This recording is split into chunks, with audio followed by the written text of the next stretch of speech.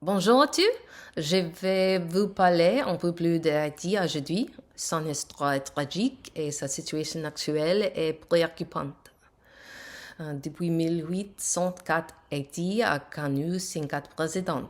Le premier fut Jean-Jacques Dessalines, le premier des 5 présidents assassinés.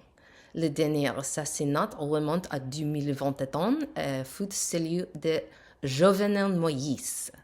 Haïti n'a pas eu de président depuis lors. Les influences étrangères, la lutte des pouvoirs internes et une forte influence américaine ont conduit à ces assassinats. Le 28 juillet 1915, le président Wilburn William Sam fut assassiné et Woodrow Wilson envahit Haïti.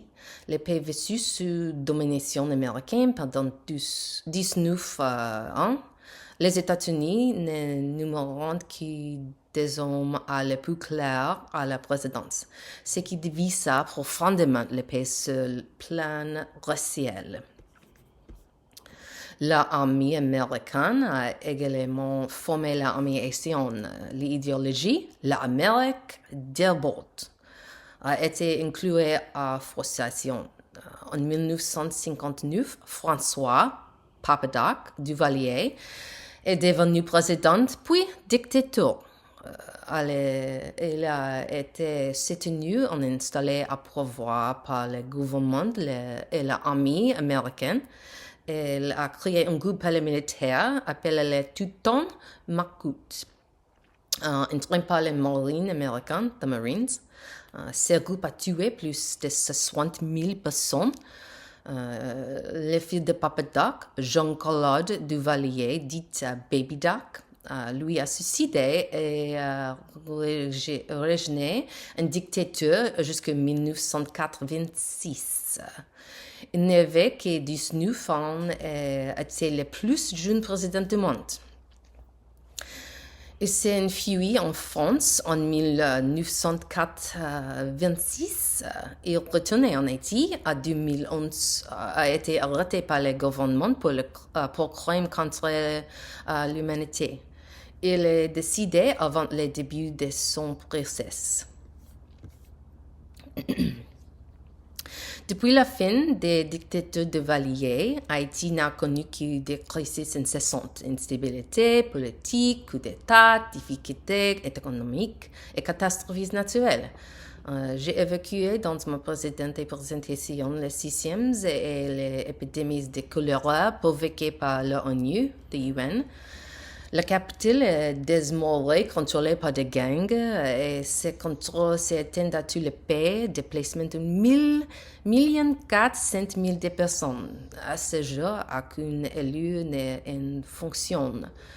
Le pays est dirigé par des gangs, en de nombre de milliers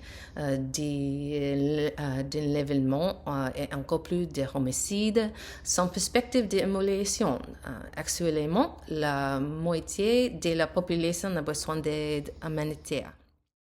The humanitarian crisis in Haiti is worsening. The situation is really dire. We realize that more than 1 million people are leaving their houses and living in precarious area and difficult situation in Haiti.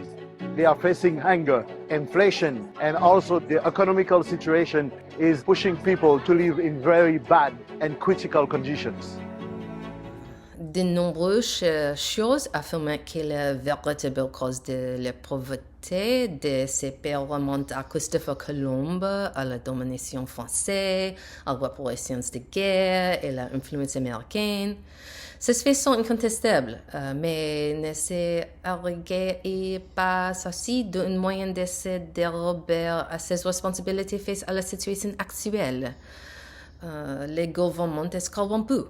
Nombreux sont ceux qui, même après avoir immigré, pensent que si quelqu'un possède quelque chose qu'ils convoitent, ils peuvent le procurer par simple personne au désir.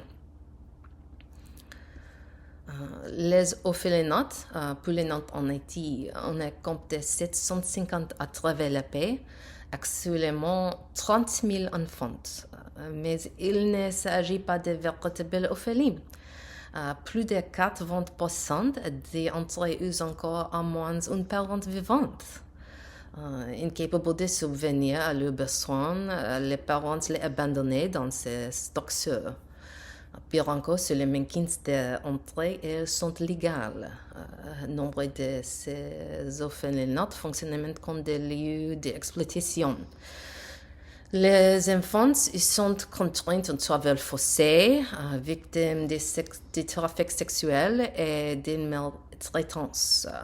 En mai dernier, un homme du Colorado, Michael Gillenfield, âgé de 73 ans, a été condamné à 210 ans de prison pour avoir abusé sexuellement d'enfants dans un orphelinat qu'il avait fondé et dirigé en Haïti. Il a géré cet établissement pendant 20 ans. 20 ans de maltraitance envers des enfants parmi les plus pauvres et les plus désespérés du pays. Ces orphelinats illégaux représentent une menace terrible pour les enfants. Conditions de vie déplorables, incendiées et maltraitance. Voilà le quotidien des enfants haïtiens. Malgré l'instabilité politique, les négociations ouvrant sont relâchées à la réforme du système éducatif. Le programme, lancé en 2021, a atteint sa 12e phase cette année. Un comité international collaboré avec le ministère de l'Éducation afin de repenser le contenu et les méthodes d'apprentissage en introduisant un programme moderne axé sur les compétences essentielles, notamment le créole, les droits humains, la citoyenneté et la compétence pratique. En raison des troubles, le nombre de Haïtiens accédant à l'université ne cesse d'augmenter. La crise socio-économique rend les études supérieures extrêmement difficiles d'accès. There is one child who wants Haiti to be rebuilt, and this child in the future wants to be a pediatrician. It has been 2 weeks since lessons began in the tents of the camp at the sports centre in Carrefour. Approximately 500 families live here now. Before the tent schools opened, the children had no access to school or education. 6 classes share the space within these 2 tents, and more than 300 children are registered in these classes. Il est profondément triste de voir un pays riche en ressources naturelles et animé d'une soif de liberté sombrer ainsi dans le chaos. Ce pays où j'ai jadis ouvert d'excellents restaurants dans sa capitale et du homard grill sur une plage désmorée, envahi par les touristes, est devenu dangereux.